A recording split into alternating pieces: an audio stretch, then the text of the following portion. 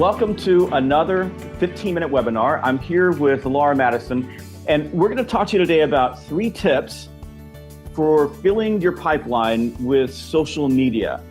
And Laura Madison is a rock star in social media.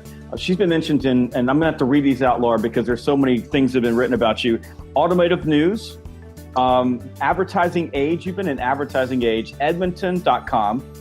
And you've been said, or I guess people, they've said about you that you've dominated social media in automotive sales. And I'll tell you the thing I love about your story is this. You got into automotive sales and realized that you were sitting on a lot or sitting inside a dealership waiting for people to come to you, along with probably 3 other, 50-year-old something guys in polyester suits. And you decided that that wasn't the way that life should be. You should go out in the world and go get people yourself. And because you're a millennial, millennials see this, you saw that there was YouTube and Facebook and LinkedIn and Twitter and all of these other social media sites, including Snapchat, where you could go out and connect with customers and bring them to you, drive your own demand. And this is one of the core messages that I have for B2C salespeople, especially in high-end retail like cars or cell phones or what have you, or furniture or even jewelry. You can't sit around and wait for people to come to you anymore because there's way too many opportunities. They can go online and get anything they can buy from you. If you don't get up and go out there and get them, if you don't become a fanatical prospector and you're in retail sales, you are eventually going to be out of a job or you're not going to make the living that you should be making. And so I'm so excited that I get a chance to spend some time with you today so we can learn more about social media and how we can fill up the pipe. Welcome. Well, thank you so much, Jeb. I am so excited to join you, best-selling author, trainer, sales expert. I am a huge fan of fanatical prospecting and people buy you. And I really think that what I was able to accomplish with social media and what we can share with your followers is really going to fit beautifully in everything else that you preach and teach all of your salespeople. So let's start off. We're going to give you 3 tips, and let's start off with tip number 1. And you and I talked about this last week, that you're known as and I'm going to try to say this right, the social media girl in automotive. Is that right? Yeah. Mm-hmm. But you said, that's not really a fair thing to call you the social media girl, because what you did to drive sales was much deeper than that. So tip number 1 is that social media is not a panacea. It will not solve all your problems. It is part of a bigger puzzle. One of the things that I believe is that prospecting, demand generation should be balanced. You've got email and phone, and you've got social media, even text messaging today. And we even work with some teams that use proactive chat on their websites to pull people in and drive demand. So if you look at social media, and if you take anything away from this, it's part of a greater puzzle. It's something that will help you build and grow, but it is not going to solve all of your problems. Right. It is a huge enhancement, but it doesn't replace anything. It doesn't replace prospecting, doesn't replace outbound calls, follow-up, asking for repeat referral customers, all of the things that we should be doing to try and continue to build our pipeline. It's just a huge enhancement that can be so effective. Very good. So what's our next tip? Our next tip is to focus on human connection. And this is something that you speak about, Jeb, in People Love You. You speak about it in People Buy You as well.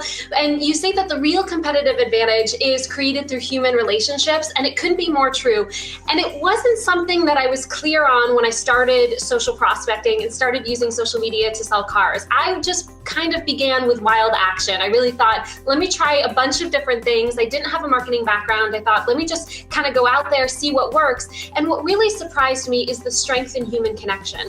I had people calling from all over the United States. I had people flying to rural Montana to buy a vehicle from me after having seen a YouTube video. So it's the real truth in the human connection. We have to really create a human presence and allow people to connect with us, whatever we sell, to try and build that relationship. And that's going to trump almost everything else. I think that's exactly true, especially in automotive sales and high-end B2B, or B2C sales, is that people are coming to you because they want the human connection. They're starving for the human connection. And all you did with social media was just create a conduit or a connection that allowed them to experience you before they actually met you in person. Yesterday, I was on the phone with a vice president from a company called Autodesk, wonderful company that's got huge reach in the cloud services space. And one of the things that he told me was that people are starving in B2B and in B2C for human beings that will actually talk to them, call them, interact with them. And so I'm glad that that's one of the core tips. Now, you said something else there that it's important for me to get across to people. A lot of people use the term social selling, and I use the buzzword and the hashtags because it's easy, it's a great keyword, it pulls people in. But you use the word social prospecting, which is something that I think is much more appropriate in the space as a term versus social selling. And I'm wondering if you could expand on that. Yeah, I think that again, we have to consider social selling to really be, you suggest some other terms in fanatical prospecting. I also really like social lead gen. We have to remember the role that it's playing, because I always want to be very transparent when I talk to people about social selling. Again, I use that buzz phrase as well, but I wasn't selling a car on Facebook. That's of course not how it worked. I was trying to create, interest. I was trying to, with things like YouTube, create an introduction to people I may have not otherwise met, and then drive them in to come and see me to shop for the vehicle. So I think when we talk about social, thinking about it from a lead generation standpoint or a prospecting standpoint is the way that you can be the most effective in trying to build your pipeline. Otherwise, we can sometimes get lost. We're talking in the automotive space, we can talk about lease payments over Facebook Messenger, and that's probably not going to be effective. We still want the customer in the showroom in front of us. So I really like these other terms, social prospecting, social lead gen, to really define what it is that's going to be effective. And so that brings me to tip number 3, and that is awareness. You have to be aware of what's going on around you. So what you're doing in social media, and you have to be there every single day. There's a lot of work in this, but you have to work at creating awareness of you and creating awareness of what's going on around you. And I'll give you an example of this. One of my reps noticed that a CEO that he was connected to had posted a question about the cost of turning over salespeople. And what he did was, as soon as he saw that, he looked up this person's information, and turns out their phone number was right on their LinkedIn profile, and picked up the phone and called. And turned out that the CEO picked up his phone. And he was at the Players down in Florida, so he picked up the phone while he was at a golf tournament. And that's the beautiful thing, is that phones are connected to people now. But you can imagine that instead of sending an email or typing something else in, he took the next action, which was, as you said in tip number 2, creating the human connection. And I think that's what's missing in this. The social media platform created the lead, and then he took action on it and picked up the phone and actualized that relationship. And what I see from so many salespeople is that they're plugging along, they're doing things on social, they're doing it part-time, some of them are doing it full-time, but they never take the relationship to the next step, and they're not aware of the little clues around them, but that are almost like neon signs that say this person is ready for someone to reach out and have a conversation. I think that's spot on. When you talk about awareness, we have to also be aware of our end game. And I think social media is one of the places where we can almost lose sight of our end game sometimes, because it's fun. It's fun to connect with people. It's kind of fun to be a little nosy and poke around and see who's having their kitchen remodeled, or, who just had grandbabies born into the world. But I think that we need to always remember our awareness for our end game of closing the deal, of graduating this customer into a real prospect and having the sales conversations. So I think as much as we can stay on track with that kind of awareness too, we're always going to come back to the end game goal, which is to fill our pipeline and to sell more.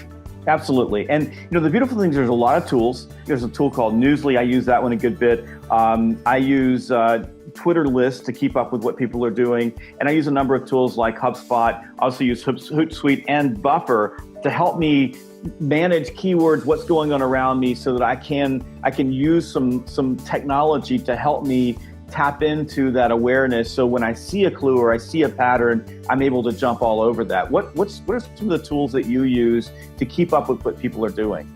You've mentioned some really good ones. I love Hootsuite. I love Buffer for really being able to kind of see trends. And then very simply on Facebook, when you're on desktop, to the right-hand side of the screen, you'll see trending. And those are always great to try and kind of jump on keywords as long as it's relevant. Those keywords, whatever's trending on Facebook, can make you a lot more relevant. And I see more people trying to take advantage of that. And I think that's really a good move. And then the other one on Facebook in particular is video. That's just a great tool to use. So really trying to, if you haven't used video at all, or if you haven't really tried that in your social prospecting, that is something you need to tap into. And this is an example of creating video for social prospecting, because maybe one of us gets a phone call from somebody who wants to tap into the things that we're talking about. Exactly. Yeah. Very good. And you have an amazing YouTube channel, by the way, and people should go there. What's your name of your channel? The easiest way to go to it is lauradrives.com/YouTube, and it'll bring you right to the page. lauradrives.com/YouTube. It's fantastic. I mean, it's really well done. It made me envious. I've been watching your videos, and I'm thinking I got a lot of work to do. So Laura, these are 3 excellent tips, but I'm wondering if you have any bonus tips for our audience. Definitely. There's one big bonus that I want to take straight out of Fanatical Prospecting, Jeb's most recent book, about what's in it for me. That's the biggest thing that I want people to focus on when they're creating content and when they're thinking about social prospecting and social lead gen. Sometimes what I see in the automotive space in particular, but across social media, is we're very self-aware and we're minding our own business, and we're talking about, hey, come see me the next time you want to purchase. And that's not necessarily compelling. Just like Jeb talks about in Fanatical Prospecting, we want to be facing the customer. We want to talk about what's in it for them. We want to give them value. We want to really give them a reason to come and see us for their next purchase. So every time you post on social media or you think about a video you could create, think about what's in it for them, because that's the content that's going to be compelling. And Jeb, you liked my YouTube channel. Thank you so much for that. I think what really made it effective is you'll see the overwhelming majority of the content is facing to customers. It's vehicle comparisons, it's insight, context, guidance into buying a car. And that kind of thing really got me a lot of attention, a lot of visibility, and a lot of leads. So what's in it for them is my biggest tip for social. That's one of my buddies, Jeffrey Gitomer, who wrote the Sales Bible and the Little Red Book of Selling. One of the things that he says all the time, and I totally buy into, is that you have to give value first, and then you get a payback. And sometimes when you give value, it's not a quid pro quo. You give value and you're expecting that you give it to a person, they're going to do something for you. I call that premeditated resentment. It just doesn't work that way. But you give value, and the universe has a way of bringing that back and rewarding you. And I think that's a fantastic bonus tip. I want to, once again, thank you for joining me on the 15-minute webinar. Let's tell people how they can get in touch with you. Sure. So you can follow me on social channels at Laura Drives on Twitter, facebook.com/Laura Drives. And we do have a social selling course that's available. It's at socialsellingvt.com. So you can check it out there. Awesome. Thank you.